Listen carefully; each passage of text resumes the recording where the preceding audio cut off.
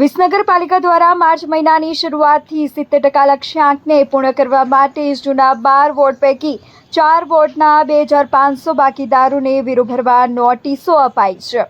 જો સમયસર વેરો નહીં ભરે તો વ્યવસાયી મિલકતો સીલ કરવાની તેમજ રહેણાંક મકાનોમાં નળ કનેક્શન કાપી નાખવામાં આવશે।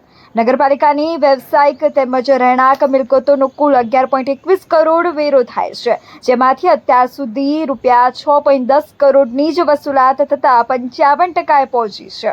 રૂપિયા 5.10 કરોડની વસૂલાત હજુ બાકી છે।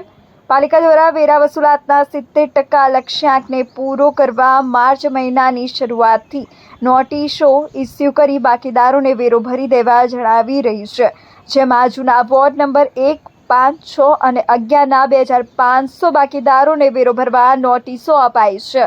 પાલિકાના સૂત્રોએ જણાવ્યું છે કે હાલમાં 4 વોર્ડના 2500 બાકીદારોને વેરો નોટિસ અપાઈ છે, જ્યાં નોટિસ આપ્યા બાદ પણ વેરો નહીં ભરનાર બાકીદારોની મિલકતો સીલ કરી કનેક્શન કાપશું।